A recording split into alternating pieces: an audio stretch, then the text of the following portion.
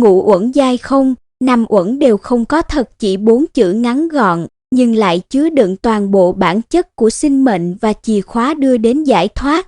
Thế nhưng vì sao một chân lý tưởng chừng đơn giản ấy lại khiến bao bậc cao tăng suốt đời tham cứu mà vẫn không tìm được lối vào? Tại sao có người vừa nghe liền đại ngộ, mà có người dù tụng niệm muôn lần vẫn mịt mờ như lạc trong sương mù? Lục Tổ Huệ Năng chỉ nghe một câu trong kinh Kim Cang Ưng vô sở trụ như sinh kỳ tâm liền ngay đó đại ngộ, nhưng cũng cùng câu kinh ấy người khác đọc ngàn lần vạn lượt tâm vẫn như mây phủ không thấy lối ra. Vậy rốt cuộc huyền cơ nằm ở đâu?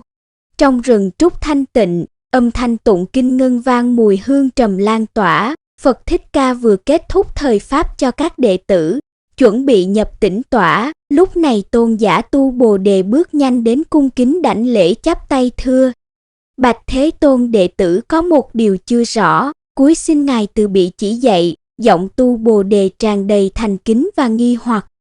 Phật mỉm cười từ bi, nhìn đệ tử trẻ tuổi với ánh mắt đầy bi mẫn. Ngài biết chính từ những câu hỏi chân thành ấy mới là nơi trí tuệ đích thực khởi sinh, còn cứ nói Phật ôn hòa bảo Tu Bồ Đề hít sâu rồi chậm rãi nói: đệ tử thường nghe Thế Tôn giảng 4 chữ ngũ uẩn giai không đã suy nghĩ rất lâu, nhưng thật sự vẫn không thể hiểu được thế gian này tất cả vạn vật, núi sông, đất đá, hoa cỏ, chim thú, mọi thứ đều thật sự tồn tại rõ ràng như vậy, làm sao lại nói là không? Ngay như thân thể đệ tử đây có giác đau đớn, đói khát, nóng lạnh, có suy nghĩ, có xúc cảm, mọi thứ đều hiển nhiên hiện hữu, sao lại bảo là không được? Đây chính là nỗi nghi hoặc chung của mọi người khi mới học Phật. Thế giới trước mắt ta quá chân thật, cảm giác thân tâm quá rõ ràng, làm sao gọi là không? Phật không vội trả lời mà dịu dàng dắt Tu Bồ Đề đi quanh thiền viên. Lúc này trong vườn có nhóm thợ đang xây cất thiền đường mới, người khiêng gỗ, người trát tường, người lợp mái, người đo đạc, tiếng búa, tiếng nói rộn ràng, một cảnh tượng hết sức nhộn nhịp. Phật chỉ vào công trình ấy hỏi Tu Bồ Đề: con nhìn những ngôi nhà kia có phải là thật có không? Tu Bồ Đề đáp ngay: dạ có thật, thợ đang xây dựng, sau này chúng ta sẽ ở và tu tập trong đó. Phật lại hỏi: vậy con nói cho ta biết rốt cuộc ngôi nhà nằm ở đâu? Tu Bồ Đề hơi ngỡ ngàng chỉ tay nói: thưa ở ngay kia, có cột, có tường, có xà, có mái, mọi thứ đều rất rõ ràng. Phật nhẹ nhàng lắc đầu: cột không phải là nhà, tường cũng không phải là nhà, xà mái cũng không phải là nhà. Nếu từng thứ đều không phải là nhà, vậy thì nhà ở đâu? Tu Bồ Đề bắt đầu lặng người suy nghĩ, chàng chăm chú quan sát công trình đang xây, muốn tìm ra rốt cuộc nhà là cái gì. Càng nghĩ lại càng thấy rối rắm. Một lúc sau Tu Bồ Đề dè dặt thưa: Bạch Thế Tôn, con nghĩ có lẽ nhà là tập hợp của tất cả những phần từ ấy hợp lại mà thành. Phật gật đầu: tốt, đúng vậy. Nhà chỉ là danh xưng để chỉ cho tổng thể được kết hợp bởi vật liệu, nhưng nếu tách rời gỗ, gạch, ngói thì còn nhà không? Tu Bồ Đề thưa: không còn nữa. Phật hỏi tiếp: thế thì từng thứ vật liệu đó chúng từ đâu mà có? Tu Bồ Đề suy nghĩ: gỗ từ cây, gạch đá từ đất và khoáng chất, ngói cũng từ đất nung mà thành. Phật mỉm cười: đúng rồi, còn cây thì từ đâu? Hạt giống, ánh nắng, mưa, đất, không khí. Vậy thì đất đai được tạo thành từ gì? Là từ đủ loại khoáng chất và chất hữu cơ. Nếu cứ tiếp tục truy tìm từng lớp như thế, con có thể tìm thấy một thực thể nào tồn tại độc lập, vĩnh viễn bất biến hay không? Tu Bồ Đề lặng thinh, xưa nay ông chưa từng suy xét sâu sắc đến như vậy về bản chất thật của mọi sự vật. Lối tư duy như từng lớp vỏ bị bóc tách dần khiến ông vừa bối rối vừa hứng khởi. Phật nhìn thấu trạng thái nội tâm ấy, dịu dàng nói: cái gọi là ngôi nhà thực chất chỉ là một cái tên, một khái niệm mà chúng ta gán cho sự kết hợp của những yếu tố nhất định. Khi rời khỏi sự kết hợp đó, ngôi nhà không còn tồn tại, và ngay cả những yếu tố tạo thành nó cũng là sự tổ hợp của những thành phần nhỏ hơn. Tất cả đều nương nhau mà sinh, liên đới phụ thuộc nhau, không có một thực tế nào độc lập và bất biến cả. Đó chính là nghĩa của không. Không phải là không có gì, mà là mọi pháp đều không có tự tánh, không có bản chất riêng lẻ, mà là do nhân duyên hội tụ mà sinh khởi. Trong mắt Tu Bồ Đề thoáng hiện lên ánh sáng hiểu biết, nhưng rồi lại trở nên mờ mịt. Bạch Thế Tôn, con dường như đã hiểu phần nào, nhưng điều đó liên hệ thế nào với Ngũ Uẩn? Phật từ tốn đáp, con người cũng như vậy, thế gian này ai cũng cho rằng có một cái ta và nghĩ cái ta ấy là thật, nhưng hay phân tích kỹ cái gọi là ta ấy thật sự ở đâu? Phật đứng dậy dẫn Tu Bồ Đề đi đến hồ sen trong vườn. Lúc này sen đang nở rộ, có nụ vừa nhú, có hoa vừa nở, có hoa đã tàn mặt nượt trong veo phản chiếu mây trời, gió thổi nhẹ, mặt hồ lăn tăn sóng gợn. Phật chỉ vào bóng hoa in trên mặt nước, con thấy không? Đó là hình ảnh thật chứ? Tu Bồ Đề thưa, không ạ, đó chỉ là bóng phản chiếu. Nhưng con có nhìn thấy nó chứ? Dạ đúng vậy, con thấy rất rõ. Phật mỉm cười, cái gọi là ta cũng như vậy. Không phải là không tồn tại, nhưng cũng không phải là thật có như ta tưởng. Cái ta mà chúng ta tin tưởng bấy lâu, thực ra chỉ là một sự tổ hợp của ngũ ẩn. Phật bắt đầu giảng rõ về ngũ ẩn. Sắc uẩn là thân sắc vật lý của chúng ta, mắt, tai, mũi, lưỡi, thân, ý và tất cả những hiện tượng vật chất. Thọ uẩn là cảm thọ, cảm giác vui, buồn, khổ, lạc, không vui, không buồn. Tưởng uẩn là sự tưởng tượng, khái niệm, phân biệt, nhận thức. Hành uẩn là ý chí, hành động, phản ứng tâm lý và thể lý. Thức uẩn là sự nhận biết, ý thức, phân biệt của tâm. Ngoài năm uẩn đó ra, còn có một cái ta nào độc lập, riêng biệt nữa không?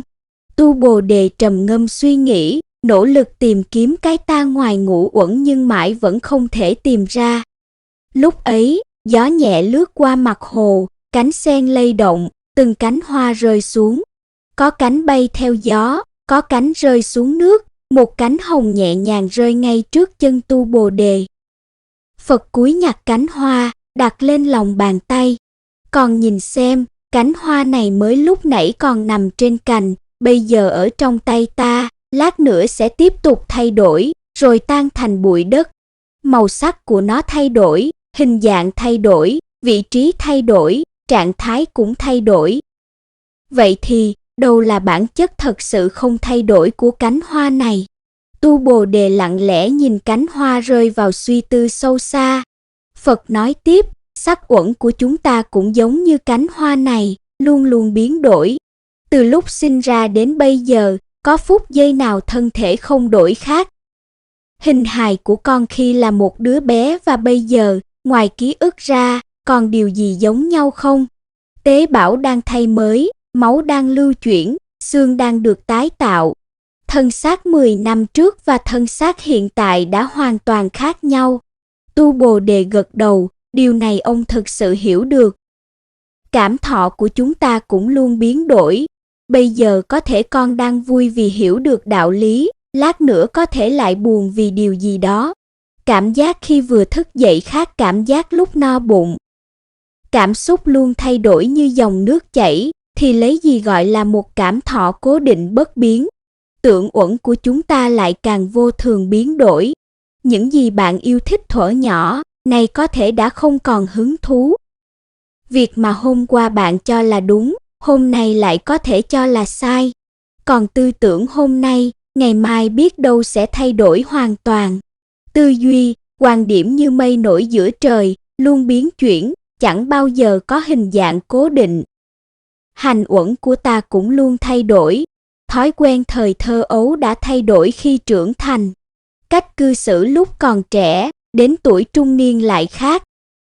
Ý chí và cách hành xử của chúng ta luôn bị hoàn cảnh và sức lực ảnh hưởng mà thay đổi theo. Cuối cùng là thức uẩn khi tỉnh táo là một trạng thái, khi nằm mơ lại là một trạng thái khác, còn trong giấc ngủ sâu lại là trạng thái khác nữa. Ngay cả lúc tỉnh táo, ý thức của ta cũng không ngừng thay đổi. Ý thức lúc tập trung khác lúc phân tâm, lúc vui khác lúc buồn. Lời của Đức Phật như cam lộ tưới mát cõi lòng khô khát của Tu Bồ Đề. Ông bắt đầu thật sự hiểu thế nào là chư hành vô thường. Nếu năm uẩn đều vô thường, đều không có tự tính cố định, thì làm sao chúng ta có thể khẳng định rằng có một cái ta chân thật, bất biến? Giọng Phật nhẹ nhàng nhưng đầy lực. Đó chính là ý nghĩa thực sự của câu ngũ uẩn giai không. Không phải là chúng ta không tồn tại, mà là cái ta cố định, không thay đổi mà chúng ta tưởng có thật ra không hề tồn tại. Cái mà chúng ta gọi là tôi chỉ là một sự kết hợp tạm thời của ngũ uẩn, như mộng, như huyễn, như trăng in đáy nước, như hoa trong gương. Tu Bồ Đề chợt thấy choáng váng, dường như chiếc cột trụ nâng đỡ thế giới quan bấy lâu bỗng sụp đổ. Nhưng đồng thời, ông cũng cảm nhận được một sự nhẹ nhõm chưa từng có, như vừa trút bỏ một gánh nặng đè nén trong tâm bao năm. Bạch Thế Tôn, Tu Bồ Đề lại thừa, nếu ngũ uẩn đều là không, nếu không có cái tôi thật sự, vậy thì ai là người tu hành? Ai sẽ thành Phật? Lẽ nào mọi nỗ lực của chúng ta đều là vô nghĩa sao? Đây là một câu hỏi rất sâu sắc. Gần như bất kỳ ai khi tiếp xúc với giáo lý tánh không đều từng hoài nghi như vậy. Phật mỉm cười, ánh mắt đầy từ bi. Câu hỏi của con rất hay. Chính vì ngũ uẩn là không, nên sự tu hành mới trở nên khả thi. Con nghĩ xem, nếu phiền não, tập khí, vô minh là cố định, bất biến, thì làm sao có thể chuyển hóa chúng? Nếu tính cách, tâm cảnh của chúng ta không thể thay đổi, thì con tu hành làm gì? Tu Bồ Đề chợt ngộ ra. Chính vì mọi pháp đều do nhân duyên sinh, nên ta có thể thay đổi nhân duyên để thay đổi kết quả. Ta có thể nhờ tu tập mà giảm ác duyên, tăng thiện duyên. Có thể nhờ giữ giới mà thanh lọc thân, khẩu, ý. Có thể nhờ thiền định mà rèn luyện chánh niệm, định lực. Có thể nhờ trí tuệ mà phá trừ vô minh và chấp ngã. Quá trình tu hành, Phật nói, là quá trình nhận ra tính hư vọng của ngã chấp, là quá trình buông bỏ dần sự chấp thủ vào ngũ uẩn. Khi con thực sự hiểu được ngũ uẩn giai không và có thể đem tuệ giác ấy ứng dụng vào trong từng phút giây sinh hoạt hàng ngày, thì khi ấy con đã bắt đầu bước chân lên con đường giải thoát chân thật. Vận hành của các uẩn khi ta thực sự hiểu rõ, chúng ta sẽ được giải thoát khỏi khổ đau. Mặt trời lặn dần về Tây, ánh sáng trong khu vườn trở nên dịu dàng và ấm áp. Từ xa vọng lại tiếng chuông ngân vang, đã đến giờ tụng kinh buổi tối của tăng đoàn. Các vị tỳ kheo đang chuẩn bị kinh kệ, tiếng mõ vang lên đều đều, cả thiền viện chìm trong không khí trang nghiêm và an lành. Nhưng Tu Bồ Đề vẫn ngồi lặng lẽ tại chỗ, lông mày nhíu chặt, đắm chìm trong suy tư sâu xa. Phật biết, vị đệ tử trẻ tuổi này đã hiểu rất nhiều, nhưng vẫn còn thiếu một bước quan trọng nhất chưa vượt qua. Giữa hiểu và ngộ thường chỉ cách nhau một sợi tóc, nhưng sợi tóc ấy có khi phải mất cả đời để vượt qua. Phật từ bi nhìn Tu Bồ Đề, hiểu rằng lúc này điều ông cần không phải là thêm lý thuyết, mà là một chỉ điểm trực tiếp, một cơ duyên có thể đưa ông từ hiểu biết bằng khái niệm đến trải nghiệm trực tiếp chân lý. Phật đứng dậy, chuẩn bị rời đi, nhưng lại quay đầu nói với Tu Bồ Đề, đã là ngũ uẩn giai không, thì ai đang hoang mang vậy? Một câu nói như lưỡi dao bén, như gáo nước lạnh giữa đêm, như tiếng sét giữa trời quang. Tu Bồ Đề bàng hoàng sững sờ, cảm giác như bị ánh chớp xé toạc trong tâm.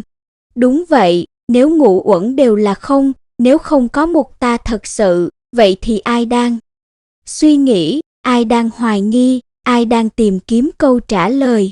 Ngay khi ý niệm ấy vừa khởi lên, Tu Bồ Đề bừng ngộ.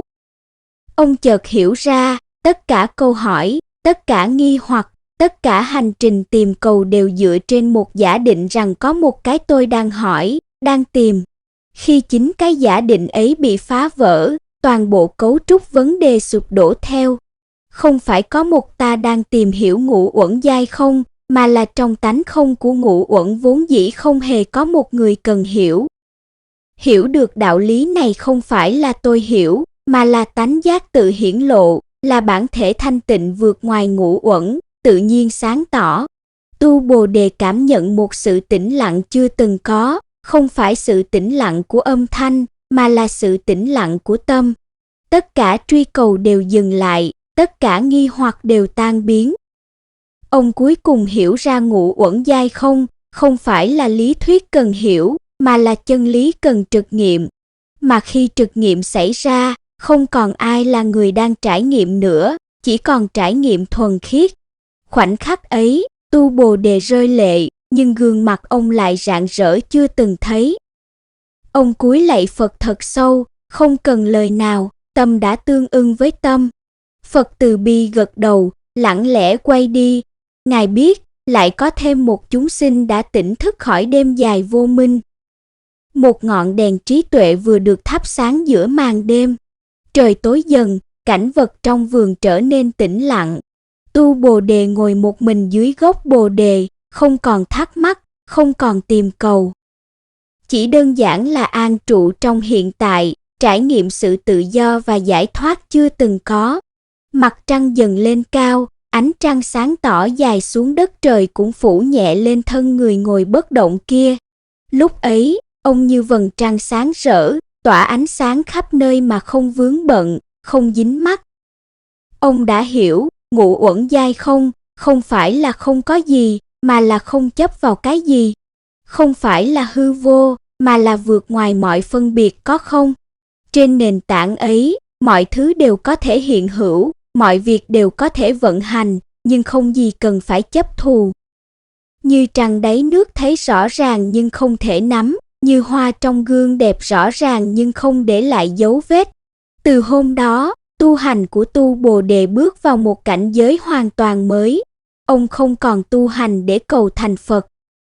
Vì ông hiểu, vốn chẳng có ta nào cần thành Phật. Ông không còn tu để cầu giải thoát. Vì ông hiểu, vốn chẳng có gì cần phải giải thoát. Ông không còn truy cầu, cũng không trốn tránh. Vì ông hiểu, người truy cầu và điều bị truy cầu đều là không, người trốn chạy và điều bị trốn cũng đều là không.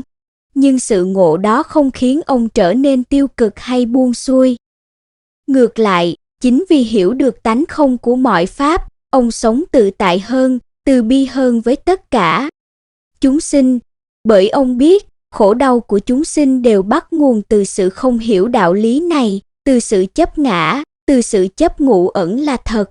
Hiểu ngũ uẩn giai không phải là kết quả của lý luận mà là thực nghiệm trong đời sống.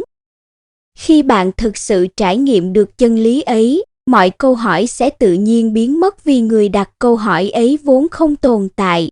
Câu chuyện này dạy chúng ta, trí tuệ sâu sắc nhất thường ẩn trong những giáo lý tưởng chừng đơn giản nhất. Sự giải thoát tối thường thường nằm ngay trong một niệm của hiện tại. Khi ta không còn chấp trước vào ngũ ẩn biến đổi, không còn đồng hóa với cái ta hư vọng, thì ta đã đạt được tự do chân thật, an lạc chân thật và hạnh phúc chân thật.